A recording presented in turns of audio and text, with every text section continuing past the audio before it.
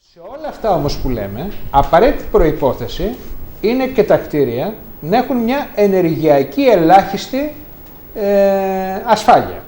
Δηλαδή, άμα είναι τρύψιο το σπίτι από παντού από τα κουφώματα, άμα είναι με τη τσιμεντόλιθο και δεν έχει μπει τίποτα, άμα από πάνω έχεις κατοίκια και κεραμίδια, άμα έχεις κάτω, ξέρω εγώ, είναι όλα εκτιθυμένα. Ό,τι και να κάνεις, το κόστος που απαιτείται για τη θέρμανση είναι τεράστιο. Δηλαδή, από τη μία θα ζεσταίνεις και από την άλλη θα παγώνει. Άρα λοιπόν, όλα αυτά τα οποία μιλάμε ως προτάσεις και θα τις συνεχίσουμε, έχουν σχέση πλέον και με το πώς κατασκευάζονται τα σπίτια και πώς μπορούμε να συντηρήσουμε τα σπίτια. Εδώ τώρα θα κάνουμε δύο διαφορετικά πράγματα. Επειδή ο φίλος μου ο Γιώργος Παπακώστας έχει κάνει και είναι καμάρι του το πρώτο πράσινο, την πρώτη πράσινη πολυκατοικία στο Βόλο, και εμένα μου αρέσει να παρουσιάζω καινοτόμα πράγματα.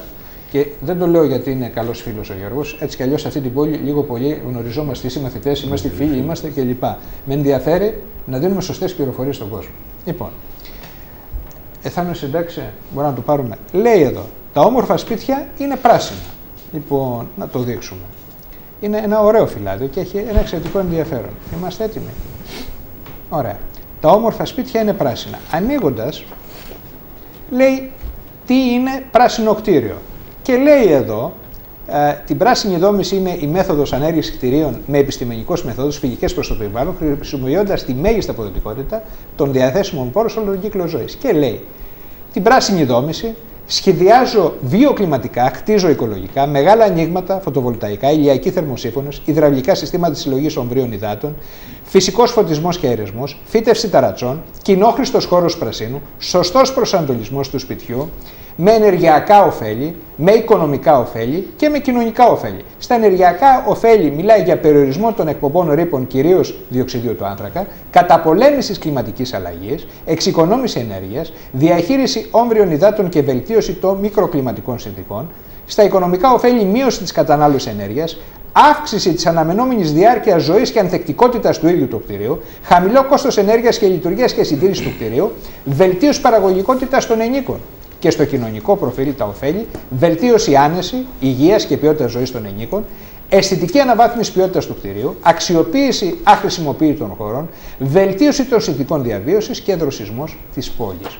Και αναφέρεται εδώ για την πρώτη πράσινη πολυκατοικία στο Βόλο, 60% εξοικονόμηση ενέργειας σε σχέση με τις συμβατές οικοδομές της προηγούμενης πενταετίας. Και δεν μιλάμε για πολλά χρόνια πίσω, και μιλάμε για θερμική θωράκιση του κτηρίου, αερισμό, φυσικό φωτισμό, ανανεώσιμες πηγές ενέργειας, πράσινη στέγη, θερμική αδράνεια, εξωτερική σκίαση, αυτοματισμοί και τα υπόλοιπα, πράσινα υλικά και επαναχρησιμοποίηση του νερού.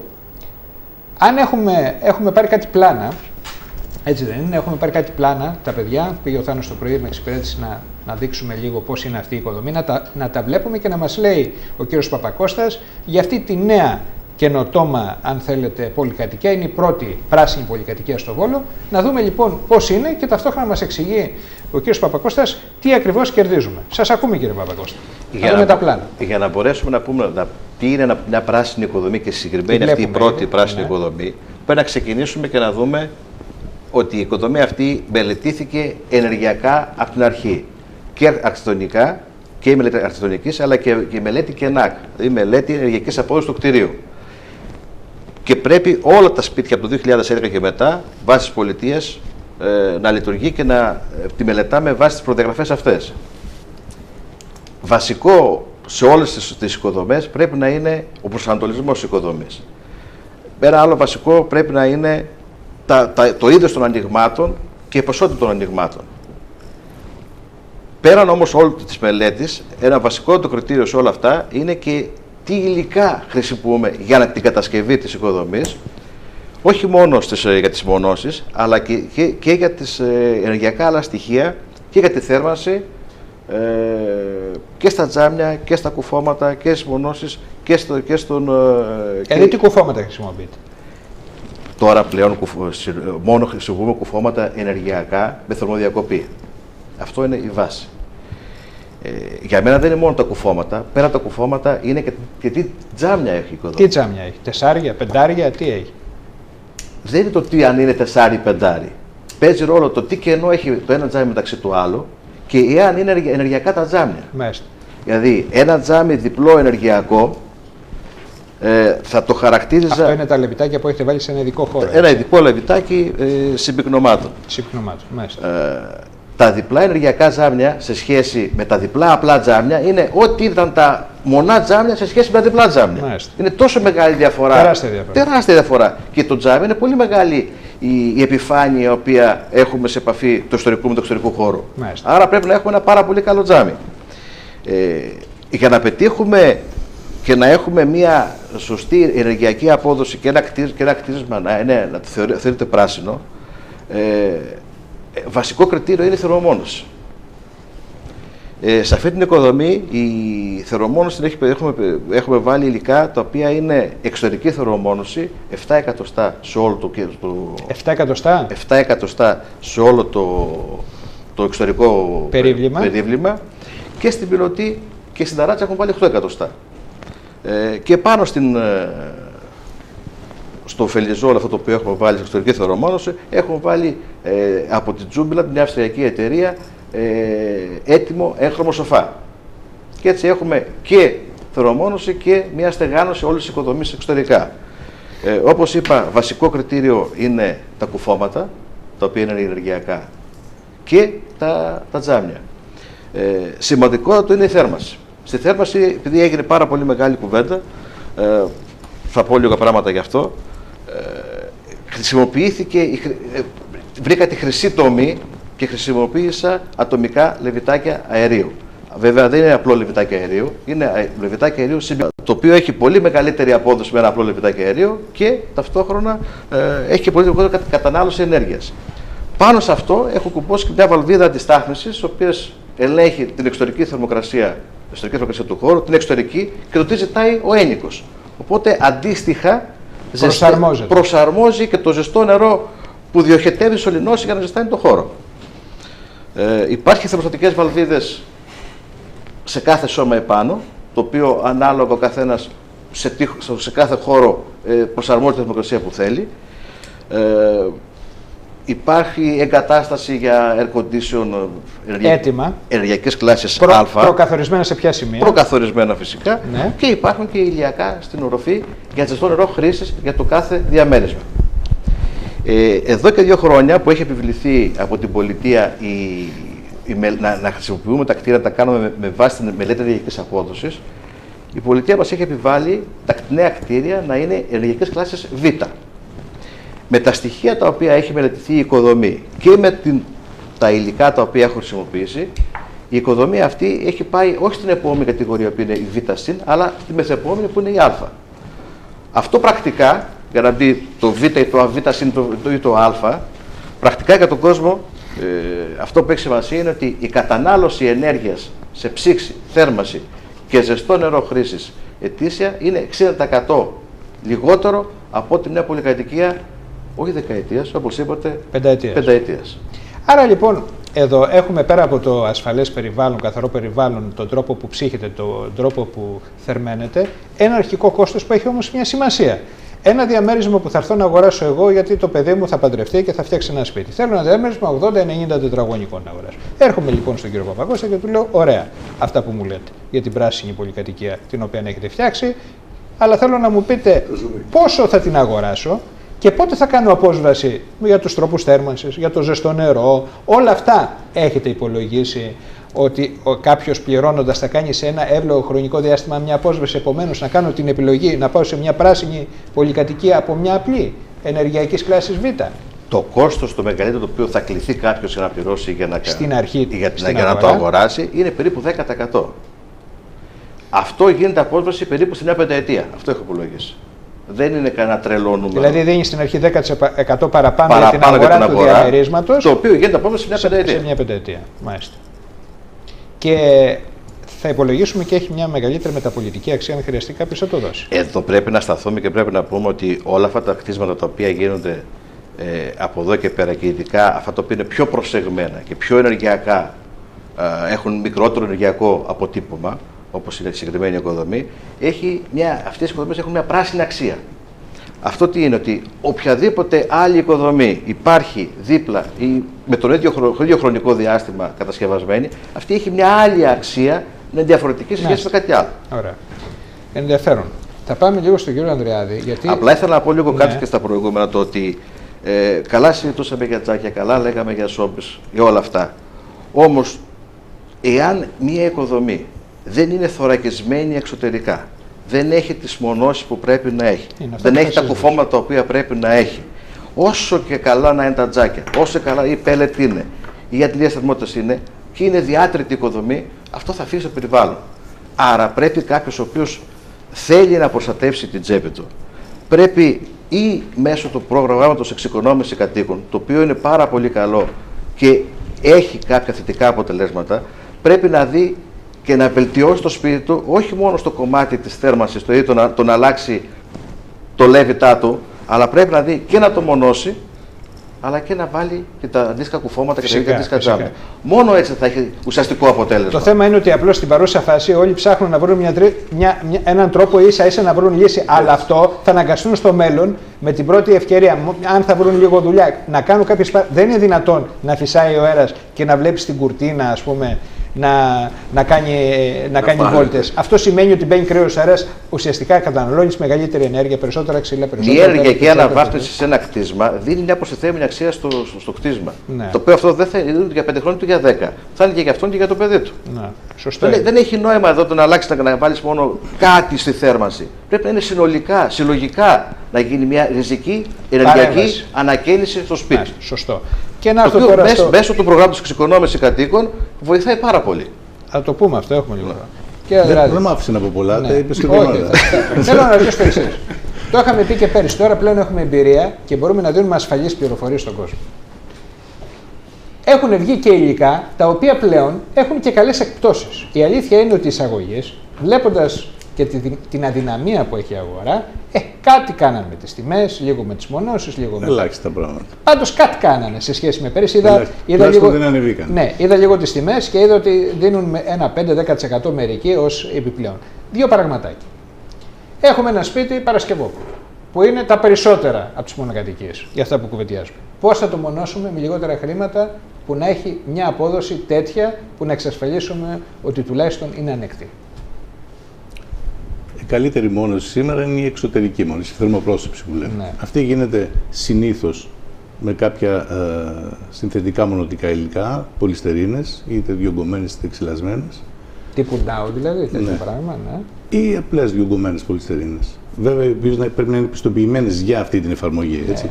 Γιατί πρέπει να έχουν ένα ποσοστό διαπνοής, πρέπει να έχουν κάποια συγκεκριμένη πυκνότητα κλπ. Να μην μπούμε σε λεπτομέρειες, δεν νομίζω ότι ενδιαφέρει αυτόν τον κόσμο. Ένα σπίτι 100 τετραγωνικών. Πόσο εξωτερικές επιφάνειες έχει, αν αφαιρέσουμε τα παράθυρα? Αν πούμε ότι έχει 3 μέτρα ύψος και είναι 10 επί 10, είναι 40, είναι 120 τετραγωνικά. Τα 120 τετραγωνικά τι κόστος απαιτούν για να μπορέσει? Τα 120 τετραγωνικά θέλουν ένα μέσο κόστος της τάξης των 30 ευρώ το τετραγωνικό, δηλαδή 3.600 ευρώ για να μονοθεί εξωτερικά. Αυτό τώρα πώς να καταλάβω το περιβάλλον.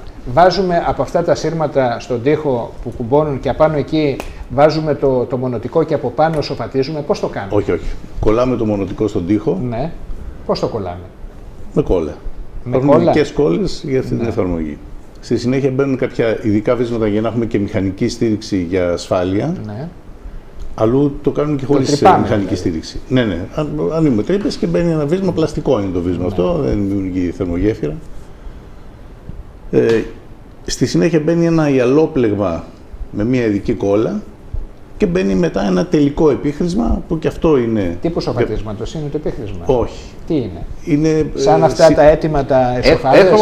Είναι εξωτερικού χώρου. Υπάρχουν διαφόρων τύπων. Υπάρχει τσιμεντοειδούς βάση, υπάρχει ακριλικών ρητινών που δεν έχουν τσιμέντο μέσα. Υπάρχουν ακριλοσιλικονούχοι. Τι κόστος έχουν αυτά? Αυτά συνολικά μαζί με την εφαρμογή βγαίνει ένα κόστος της τάξης των 30 ευρώ το τετραγωνικό για μια καλή σχετικά εφαρμογή. Όταν λέμε καλή σχετικά, μέσω επίπεδου, ας πούμε. Ναι. Είναι να το πω αλλιώς, είναι από 25 μέχρι 35. Το 35 τι περιέχει? Το 35 περιέχει μεγάλα πάχη μονώσεων με εξυλασμένη πολυστερίνη ακριβότερη. Δεκάρι, ας πούμε. Οχτάρι, δεκάρι. Αυτό με είναι λίγο πιο σπάνιο. Ναι.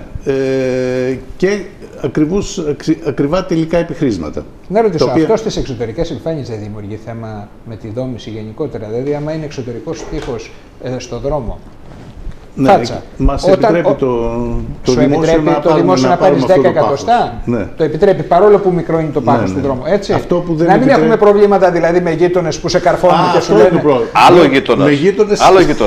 Η γείτονας μπορεί να μην μας επιτρέπει. Από την πλευρά τη δική του. Και τι θα γίνει σε αυτή την περίπτωση? Θα αφήσουμε αμόνιμο το σπίτι? Το μονώνουμε εσωτερικά μετά. Με όλα τα μειονεκτήματα που μπορεί να έχει αυτό. Αυτή η ιστορία. Δηλαδή δεν σου δίνει τη δυνατότητα ο γείτονας που είναι στο χώρο του να του πάρει στα 8 εκατοστά. Έτσι. Ναι, τώρα μιλάμε για εφιστάμενες καταστάσεις. Που πάμε να κάνουμε ενεργειακή αναβάθμιση. Είναι ένα θέμα τώρα. Ναι. Αυτή λοιπόν τι προσδίδει στο σπίτι, αυτού η είδους ημώνωση? Αυτού του είδους ημώνωση προσδίδει τη δυνατότητα να μην έχουμε απώλειες, μεγάλες απώλειες σε αυτούς τους τοίχους που μονώνουν. Ναι. Πόσο έχει μετρηθεί? Και τι σημαίνει αυτό? Δηλαδή, πείτε ότι έχουμε ξύλινα παράθυρα που όταν φυσάει μπαίνει ο αέρας μέσα, αλλά έχουμε κάνει αυτή τη μόνωση. Υπάρχουν και ξύλινα παράθυρα τα οποία είναι άρρωστα.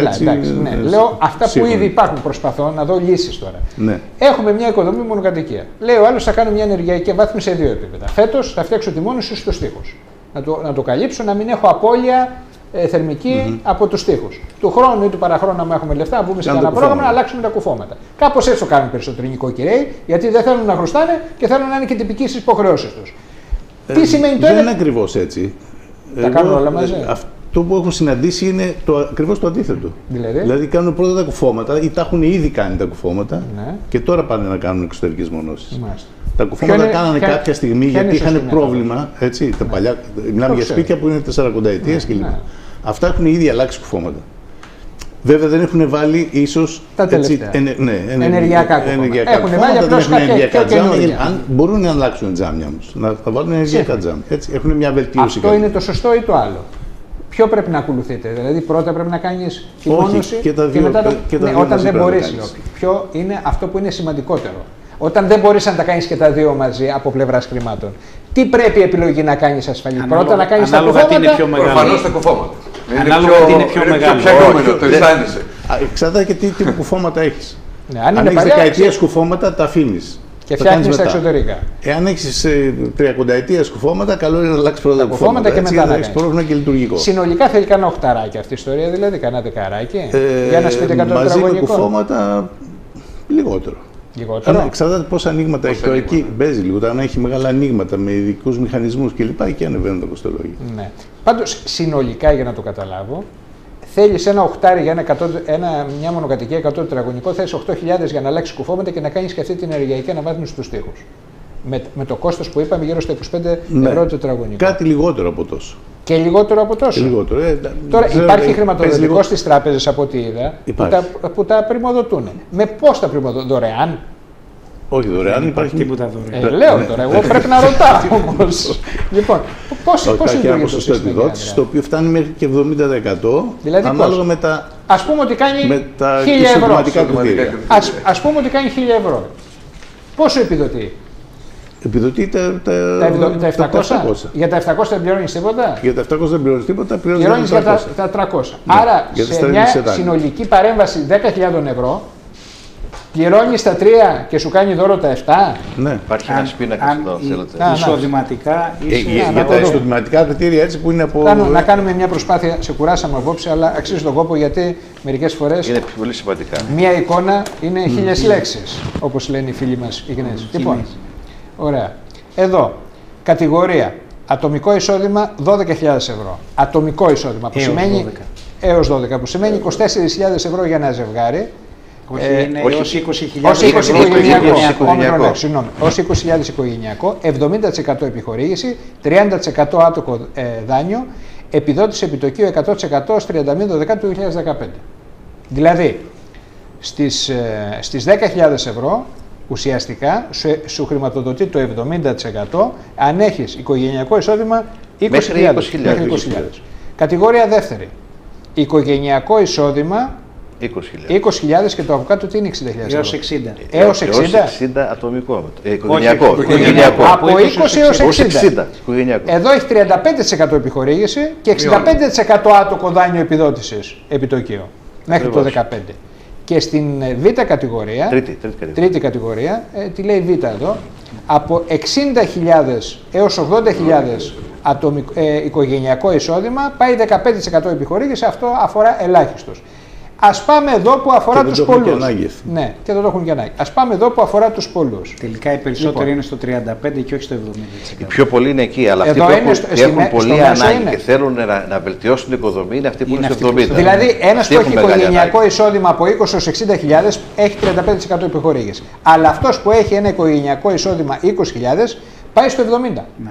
Εδώ λοιπόν είναι πολύ σημαντική αυτή η επιχορήγηση που γίνεται και η επιδότηση και μπορεί κάποιος πριν να αγοράσει και κάνει όλες τις επενδύσεις, να κάνει μια ενεργειακή αναβάθμιση στο σπίτι του και να ξέρει τουλάχιστον ότι θα ζει σε ένα σπίτι που δεν θα έχει απώλειες και μετά η απόσβεση που θα γίνει για την αγορά του Λέβητα, του τρόπου θέρμανσης κλπ. Έρχεται και κουμπώνει σε αυτό. Αυτή είναι η σωστή μεθοδολογία, αν μπορεί να την ακολουθήσει κανείς, για να μπορέσει να έχει σωστά αποτελέσματα. Σαφώς βέβαια και τα μεγέθη των Λεβίτων ή τέλος πάντων αντλιών θερμότητος θα είναι πολύ μικρότερα. Βέβαια, γιατί αλλιώς υπολογίζεις με τις απώλειες ενός χώρου.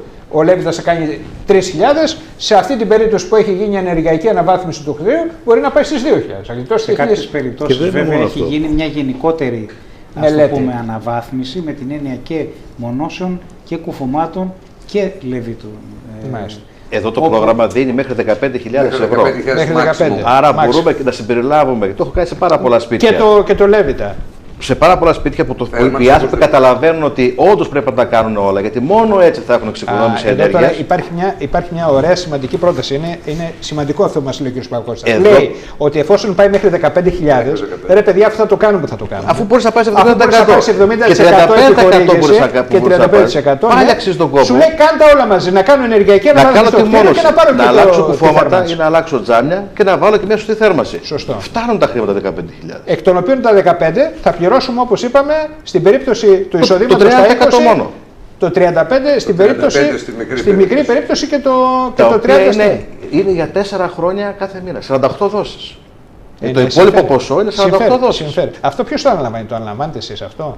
Όσοι είναι ενεργειακοί επιθεωρητές μπορούν να κάνουν τη μελέτη, να βγάλουν το πιστοποιητικό της οικοδομής, να κάνουν τις προτάσεις, να συνοηθούν στους ανθρώπους, να τους κάνουν τις προτάσεις και μετά να παρακολουθούν τις εργασίες οι οποίες γίνονται στην οικοδομή. Και εφόσον ολοκληρωθούν οι εργασίες, μετά ερχόμαστε σε δεύτερη φάση και βλέπουμε ότι έχουν γίνει εργασίες. Άρα, ο κ. Παπακώστας συνεννοείται, ας πούμε, με τον κ. Καβούρα και λέει: σκοπεύω να κάνω σε αυτή τη μονοκατοικία μια ενεργειακή αναβάθμιση, να την πάω σε άλλο επίπεδο. Πες μου, σε παρακαλώ, εσύ τι κόστος θέλεις για να φτιάξουμε αυτή τη δουλειά με αυτές τις μονώσεις, τι θα χρειαστείς, κάνει μια μελέτη θέρμανσης του χώρου, τι θα χρειαστείς από Λέβητα, τι είδους καύσιμο κλπ. Όλο αυτό το κάνετε πακέτο ως μελέτη, το καταθέτετε στην τράπεζα, επιχορηγείτε και ταυτόχρονα έχεις και ενεργειακά καλύτερο κτίριο και σωστή θέρμανση με τη μελέτη που γίνεται. Ακριβώς. Αυτή είναι η σωστή αντιμετώπιση του πράγματος. Σωστό. Και θα ήθελα να πω και κάτι άλλο τώρα, επειδή έχουμε αρκετά το θέμα αυτό των αυθαιρέτων. Ναι. Με το νέο νόμο των αυθαιρέτων, το οποίο είναι σε ισχύ, το 50% του προστίμου των αυθαιρέτων μπορεί ο κάθε ιδιοκτήτης να μην το πληρώσει στο κράτος, αλλά να συνδεθεί με το πρόγραμμα εξοικονόμησης κατοίκων και να το συμπεριλάβει στα έξοδα εργασιών για την αναβάθμιση του κτηρίου. Δηλαδή, έχω εγώ στην Πάλτση ένα αυθαίρετο και θέλω να το κάνω νόμιμο. Φέρνω ένα παράδειγμα. Να το κάνω τακτοποίηση. Αντί να πληρώσω στο κράτος το πρόστιμο, συνεννοούμε για την ενεργειακή αναβάθμιση και φτιάχνω το δικό μου το σπίτι σωστά. Μπορεί να είναι εξοχικό, αλλά το φτιάχνω σωστά. Και αντί να τα πληρώσω στο κράτος, τα μισά τα πληρώνω στο κράτος. Και τα άλλα μισά στην ενεργειακή. Και τα άλλα μισά δεν τα πληρώνω στους εργάτες και στα υλικά για να γίνει η ενεργειακή αναβάθμιση του κτηρίου. Ακόμα μια καλή λύση. Κοιτάξτε πώς θα μαθαίνουμε, ας πούμε. Δεν τα ξέρουμε. Αυτό είναι τώρα καινούργιο. Ένα προβληματάκι υπάρχει στο όλο πακετάκι αυτό. Πάντοτε κρύβονται κάτι διάβολοι στις λεπτομέρειες. Για να ακούσουμε. Το πότε δίνονται τα χρήματα. Εντάξει. Όχι εντάξει. Πόσο δίνει. Όταν εγώ πρέπει να πρημοδοτήσω, όχι, εγώ σαν κατασκευαστής, έρχεσαι να σου κάνω μια θερμοπρόσωψη. Και μου λες είμαι στο πρόγραμμα. Οκ. Εγώ θα πάρω 30 προκαταβολή και το υπόλοιπο 70% θα το πάρω όποτε θέλει η τράπεζα. Άρα θα το χρηματοδοτήσετε εσείς. Άρα πρέπει εγώ να χρηματοδοτήσω το δικό σου έργο. Το οποίο μπορώ να χρηματοδοτήσω 1-2, δεν μπορώ περισσότερα. Αυτό πιστεύω, συμφωνώ εν μέρη, αλλά βλέπω την τελευταία εβδομάδα και μετά από παρενέσεις του Υπουργείου έχουν ξεμπλοκάρει πάρα πολλά δάνεια και έχει δοθεί πάρα πολύ χρήμα και έχουν εξυπηρετεί πάρα πολλές αιτήσεις. Αυτό δεν αλλάζει το πρόβλημα, για το ξεκίνημα. Θα μειωθεί ο χρόνος ούτως ώστε οι προμηθευτές θα παίρνουν τα χρήματά τους πιο νωρίς. Όντως είναι πρόβλημα. Όντως είναι πρόβλημα, αλλά θα πάρουν τα χρήματα πιο νωρίς. Πλέον καμία εταιρεία δεν πουλάει μετρητής, τζάμπα. Όλοι πουλάνε μετρητής. Αυτό συνεπάγεται τι? Ότι αν έρθω εγώ για παράδειγμα να φτιάξω τη δικιά σου την δουλειά, π.χ. αντλίας θερμότητας με 8.000 ευρώ, καταλαβαίνεις πόσα σπίτια των 8.000 μπορώ εγώ να χρηματοδοτήσω για ποιο χρονικό διάστημα? Για τους 2, για τους 3 μήνες που θα συμμαζευτεί ο χρόνος. Ο χρόνος σήμερα είναι πάνω από 6 μήνες. Υπάρχουν τρόποι που μπορούν να λυθούν αυτά. Να πω, επειδή συνδέθηκε με την προηγούμενη εκπομπή για τη σεισμικότητα των κτίριων, κάναμε μια έρευνα την περασμένη Δευτέρα. Άρχισαν οι 4 τράπεζες να ξεμπλοκάρουν δάνεια που έχουν σχέση με επισκευές κτίριων, με ενεργειακές αναβαθμίσεις και με σεισμική θωράκιση του κτίριου. Βγάλαν καινούργια προγράμματα και τα δίνουν σε κάποιους που προφανώς έχουν ένα εισόδημα και μπορούν να αποπληρώσουν. Θέλω να πω δηλαδή, εκεί που οι τράπεζες είχαν κλειδώσει όλα τα δάνεια, από την περασμένη εβδομάδα τα νέα είναι ότι πολλές από τις τράπεζες άρχισαν να δίνουν σε καλούς πελάτες που μπορούν με κάποιο εισόδημα να αποπληρώνουν, άρχισαν να δίνουν είτε επισκευαστικά, είτε για σεισμική θωράκιση του κτηρίου, είτε για τα προγράμματα αυτά. Αυτό το πρόγραμμα είναι άλλο. Αλλά θέλω να πω ότι ξεμπλοκάραν κάποια. Το θέμα είναι ότι θα πρέπει να πιστούν και οι εταιρείες να κάνουν μια σχετική πίστοση χρηματοδότησης. Πράγμα που είναι εξαιρετικά δύσκολο. Δηλαδή, αν έχεις 100 πελάτες και χρειάζεσαι, ας πούμε, 1.000.000 ευρώ να χρηματοδοτήσεις στην αγορά, αυτό το 1.000.000 οι εταιρείες θα το μεταφέρουν σε αντιπροσώπους. Και οι αντιπρόσωποι δεν μπορούν να σηκώσουν κατά τόπους τέτοιο μεγάλο βάρος πίστοσης. Αυτό είναι ένα θέμα. Δηλαδή, μπορεί να σηκώσουν 10 σπίτια, 5 σπίτια, δεν μπορεί να σηκώσουν 100 σπίτια. Και το θέμα είναι όταν λέμε ότι μια τράπεζα χρηματοδοτεί, δεν χρηματοδοτεί πρακτικά. Σου λέει τελειώνει όλο και μετά σου δίνει τα χρήματα. Ναι. Αυτό δεν είναι χρηματοδότηση. Είναι κάτι να περιμένεις. Γιατί εδώ, όταν μιλάμε για την επιδότηση, για την ενεργειακή επιδότηση, είναι μια μορφή να παρακινήσεις κάποιον να μπει σε μια διαδικασία. Από το να μην υπάρχει τίποτα και να είναι όλα στο τέλμα, είναι προφανές καλύτερο να υπάρχει προσδοκία ότι θα πάρεις κάποια χρήματα. Έχουμε καταλήξει βέβαια να κάνουμε συναλλαγή με τους πελάτες, να ανεξαρτητοποιούμε τον τρόπο πληρωμής από το. Από το πρόγραμμα. Να ρωτήσω και φυσικά όσοι μπορούν να το κάνουν. Κυρίως στο πρόγραμμα έχουν αρχίσει να μπαίνουν οι έχοντες. Ναι. Να ρωτήσω και κάτι άλλο. Η θωράκιση με πέτρες εξωτερικές, δηλαδή το να χτίσεις πέτρα και να βάλεις ενδιάμεσα απλώς ένα φελιζόλ και να μην κάνεις όλα, δηλαδή να δώσεις στο σπίτι και μια οπτική διαφορετική και να το ντύσεις με πέτρα, δηλαδή να βάλεις τη μόνωση την 5 ή την 7 ή την 8 ή τη 10 επάνω στον τοίχο και απ' έξω να του κολλήσεις μια πέτρα με αρμό κανονικά, είτε πέτρα κανόνιση κλπ.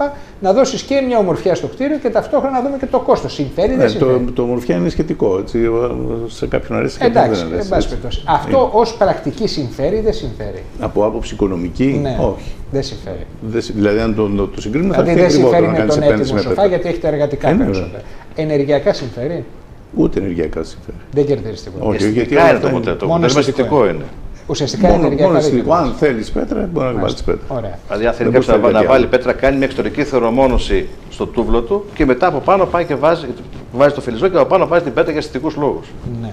Χώρια που χρειαζόμαστε και μεγαλύτερο πάχος. Μεγαλύτερο πάχος. Ναι, γιατί δεν μπορεί να είναι φιλέτο ή πέτρα. Μπορεί να το βάλει εκεί που έχει δικό σου χώρο. Εκεί που δεν έχει δικό σου χώρο δεν μπορεί να το βάλει. Ναι.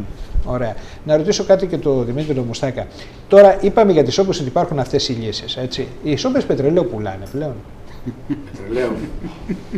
Έχω ξέχασει πως είναι. Έχει ξεχαστεί. Δηλαδή αυτό που βλέπαμε τα μπετονάκια, τους ηλικιωμένους να πηγαίνουν να παίρνουν ένα μπετονάκι από το πρατήριο και να γεμίζουν τη σούπα, τελείωσε?